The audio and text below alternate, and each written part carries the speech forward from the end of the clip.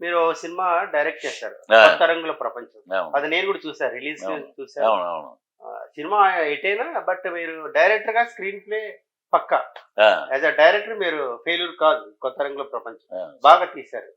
మీకెలాంటి satisfaction ఇచ్చింది cinema? అంటే cinema చూసాక నాకేమనిపించింది ఇంత పెద్ద 'హనుమాను' ఇవన్నీ సినిమాలు రిలీజ్ అప్పుడు మళ్ళీ డిలే అవుతుందని చెప్పి జనవరి 28 రిలీజ్ అవును చేసామండి. చేశారు. మంచి చేస్తే పోటీ టైమ్‌లోనే చేశారు. మంచి వచ్చింది 3.5 రేటింగ్ వచ్చిందండి ఆ అవును. సినిమాకి.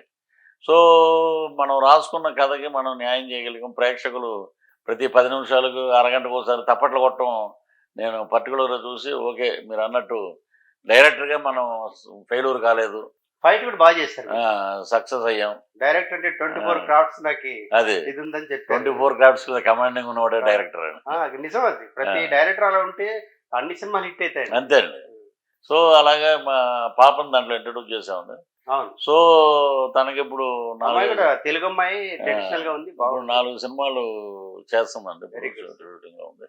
సో, పెద్ద వాటిలకి నేను ఒకటే చెప్పాను. వచ్చినవి ఒకటేమో మంచి కొత్త డైరెక్టర్ అండి అతను. తమిళతను. హుహు. దాంట్లో ఇద్దరు హీరోయిన్‌లు. హ్మ్. ఇంకోటి సోలోగా ఒకటి. బానే ఎళ్తుందండి. డ్రగ్స్ అంటారండి మర్చిపోయా. ఒక సీఐడీ రోల్ ఒకటి హ్మ్. చేస్తుంది తను. హ్మ్. సో, సరిపోతుంది. అమ్మాయి బాగా హైట్ ఆ! ఉంది. బానే సరిపోయిందండి క్యారెక్టర్‌కి.